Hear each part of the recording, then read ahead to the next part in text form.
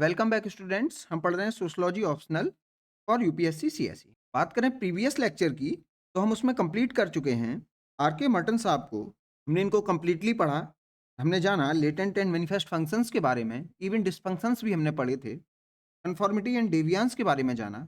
हमने इन दोनों में रिलेशन देखा। फिर पढ़ा रेफरेंस ग्रुप थ्योरी के बारे में। फिर हमने मर्टन साहब के द्वारा कुछ दिए गए की टर्म्स को जाना, जैसे self fulfilling prophecy, Pygmalion effect. और आज हम स्टार्ट करने वाले हैं कार्ल मार्क्स को। मैं आपको बता देना चाहता हूँ, Emile Durkheim, Max Weber, Talcott Parsons, R K Merton, Mead, मैं कंप्लीट कर चुका हूँ इनको प्रीवियस लेक्चर्स में। अगर आपने इनको नहीं देखा है तो आप इनको भी रिफर कर सकते हैं इस यूट्यूब प्लेलिस्ट में। कार्ल मार्क्स की बात करें तो इनके जो टॉपिक हैं, historical materialism, mode of production, alienation और क्लास स्ट्रगल।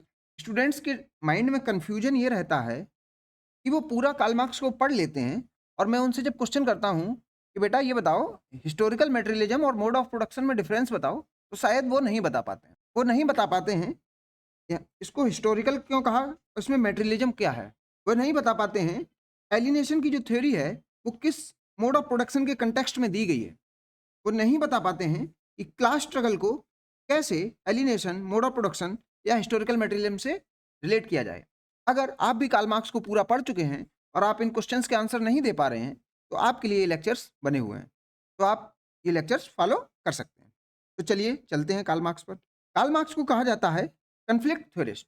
सबसे पहला डाउट आपके माइंड में कि सर कन्फ्लिक्ट थ्योरिस्ट होते क्या हैं और इनका क्या डिफरेंस है क्रिटिकल थ्योरिस्ट से। मीन्स क्रिटिकल थ्योरिस्ट और कन्फ्लिक्ट थ्योरिस्ट में क्या डिफरेंस है, ये भी जब लेक्चर कंटिन्यू होगा ये डाउट भी आपका क्लियर हो जाएगा। अब बात करेंगे कन्फ्लिक्ट पर्सपेक्टिव की, जो कि पर्सपेक्टिव है कार्ल मार्क्स का। मार्क्स के बारे में ही बात हो रही है, बस उनकी थ्योरी को एक बार पढ़ते हैं। जैसे कि हमने फंक्शनलिज्म पहले पढ़ लिया था, फंक्शनलिस्ट थ्योरिस्ट पढ़ने से पहले हमने पढ़ लिया था स्ट्रक्चरल फंक्शनलिज्म टालकट पार्सन्स को पढ़ने से पहले, हमने पढ़ लिया था इंटरप्रेटिविज्म मैक्स वेबर को पढ़ने से पहले, हमने पढ़ लिया था सिंबॉलिक इंटरेक्शनिज्म जीएच मीड को पढ़ने से पहले, जिससे कि हमें एक ब्रॉड आइडिया मिल पाए उस थ्योरी के बारे में, जिस थ्योरी को एक पर्टिकुलर सोशल थिंकर डिस्क्राइब करने वाला है। Like functionalist, conflict theorist also stress on structure, ये भी स्ट्रक्चर की बात करते हैं। मीन्स कन्फ्लिक्ट थ्योरिस्ट भी मैक्रो रियलिटी पर बात करते हैं। And hence are predominantly positivist, इनको पॉजिटिविस्ट भी कहा जाता है क्योंकि ये भी डेटा के बेसिस पर बात करते हैं। तो मैक्रो रियलिटी और डेटा की बात कर रहे हैं तो हो गए पॉजिटिविस्ट। अब आप कहेंगे सर डेटा कैसे। मैं आपको हिस्टोरिकल मटेरियलिज्म जब पढ़ा रहा हूँगा तो मैं बताऊँगा कि इनकी थ्योरी में सोशल चेंज पर बात हो रही है। सोशल चेंज को ये समझते हैं हिस्टोरिकल डेटा के आधार पर। तो ये जो डेटा आया वो इन्होंने हिस्ट्री से उठाया, लेकिन डेटा तो आया, इसीलिए कह दिया गया कार्ल मार्क्स को पॉजिटिविस्ट। इनकी जो कम्युनिज्म की थ्योरी है, किसकी, कार्ल मार्क्स की, उसमें डेटा का कोई रोल नहीं है।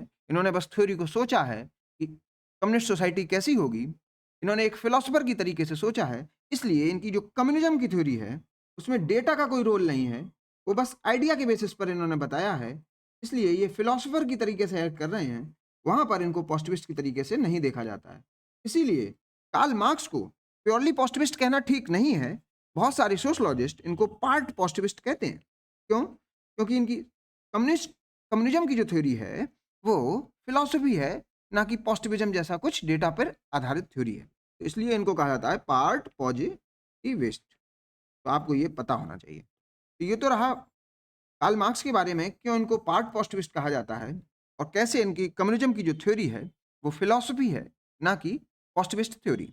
आई have a model of society as a whole, तो ये सोसाइटी की बात ज़्यादा करते हैं, स्ट्रक्चर पर फोकस ज़्यादा करते हैं, और ये इंडिविजुअल पर उतना फोकस नहीं करते हैं। अब इंडिविजुअल पर कौन फोकस करता है आपको पता होगा, मैक्स वेबर इंडिविजुअल पर फोकस कर देते हैं, माइक्रो थ्योरिस्ट इंडिविजुअल पर फोकस कर देते हैं, जैसे GH Mead.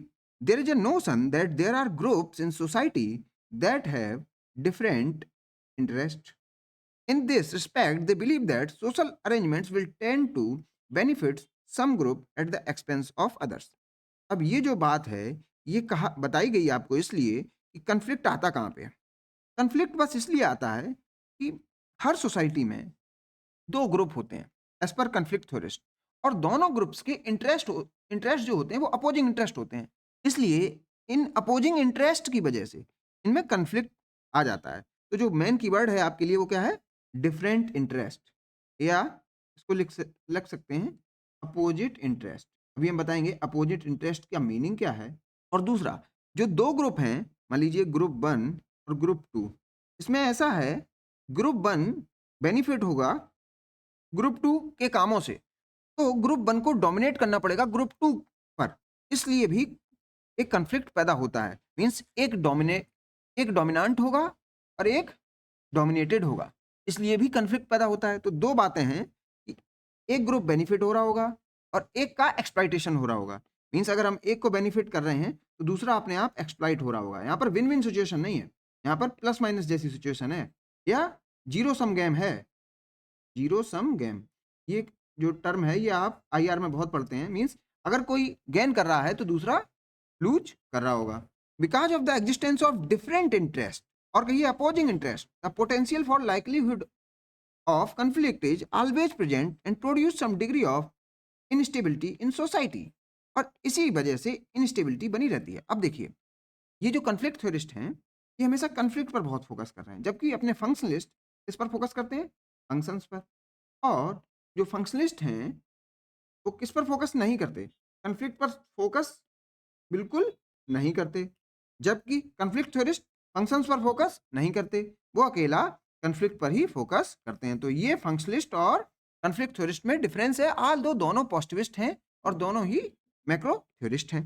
The conflict perspective view society as composed of diverse group with conflicting values and interest. अब देखिए, ये जो तीनों पैराग्राफ हैं, ये सेम मीनिंग बता रहे हैं। बस मैंने इसको इसलिए लिखा है, आप एग्ज़ाम में आंसर्स में कुछ भी लिख सकते हैं। ये सबसे छोटा है, आप इसको भी लिख सकते हैं। Primarily there are 2 conflict theories, Marxism and feminism. तो कॉन्फ्लिक्ट थ्योरिस्ट में 2 थ्योरीज़ दी जाती हैं, मार्क्सिज्म एंड फेमिनिज्म। कभी-कभार जो रेसिज्म की अप्रोच है, उसको भी कॉन्फ्लिक्ट थ्योरी में रख दिया जाता है। There might be temporary period of trust, but periods of harmony do not last forever and eventually conflict will return. ये कह रहे हैं, जो ट्रस्ट है या हार्मनी है, वो थोड़ी देर के लिए है। जबकि फंक्शनिस्ट क्या कह रहे हैं? ट्रस्ट और हार्मनी ही हम कंटिन्यूअस है, हमेशा है, जबकि कॉन्फ्लिक्ट तो ट्रांजिशन फेज़ में है। जबकि कॉन्फ्लिक्ट थ्योरिस्ट क्या कह रहे हैं? ये जो है कॉन्फ्लिक्ट, ये परमानेंट है और आपका जो कोऑपरेशन है, हार्मनी है, ये ट्रांजिशन फेज़ में है। तो ये दोनों के कॉन्फ्लिक्टिंग व्यूज़ हैं and eventually conflict will return. अब कॉन्फ्लिक्ट थ्योरीज़ में और कौन-कौन सी देखी जाती हैं? फेमिनिस्ट, मार्क्सिस्ट जो हमने यहाँ बताई थी, और तीसरी रेसिज्म अप्रोच को भी कॉन्फ्लिक्ट बिटवीन एथनिक ग्रुप्स कहा जाता है। अब रेसिज्म अप्रोच को कॉन्फ्लिक्ट थ्योरी में कभी-कभार इसलिए भी नहीं लेते हैं, यहाँ पर 2 ग्रुप नहीं दिखते हैं, प्लस माइनस जैसा नहीं दिखता है। यहाँ पर बहुत सारे ग्रुप्स के बीच कॉन्फ्लिक्ट की बात हो रही है। इसलिए जो पर्टिकुलरली 2 ग्रुप, जैसे मेन वुमेन में कॉन्फ्लिक्ट, तो फेमिनिस्ट थ्योरी, इसलिए ये प्रॉपर कॉन्फ्लिक्ट थ्योरी में आता है। मार्क्सिस्ट थ्योरी में हैव और हैव नॉट्स की बात है। अब ये जो टेक्निकल टर्म्स हैं, हैव और हैव नॉट्स, शायद आपको अभी समझ में ना आ रहे हों। मैं बताऊँगा कि कैसे हैव और हैव नॉट्स को यूज़ किया जाता है, कैसे ये बन जाते हैं प्रोलेटेरिएट और बुर्जुआ, कैसे ये बन जाते हैं फ्यूडल लॉर्ड्स और सर्फ, कैसे ये बन जाते हैं मास्टर्स और स्लेव्स, इनके बारे में चर्चा करेंगे। तो ये तो रहा बैकग्राउंड कार्ल मार्क्स की थ्योरी का, कि ये कैसे समझेंगे सोसाइटी को, कैसे नहीं होंगे ये फंक्शनलिस्ट, कैसे नहीं देखेंगे हार्मनी इन सोसाइटी। अब नेक्स्ट लेक्चर में हम स्टार्ट करेंगे कार्ल मार्क्स को, फिर इनकी थ्योरी को पढ़ा जाएगा। तो मिलते हैं नेक्स्ट लेक्चर में। Thank you.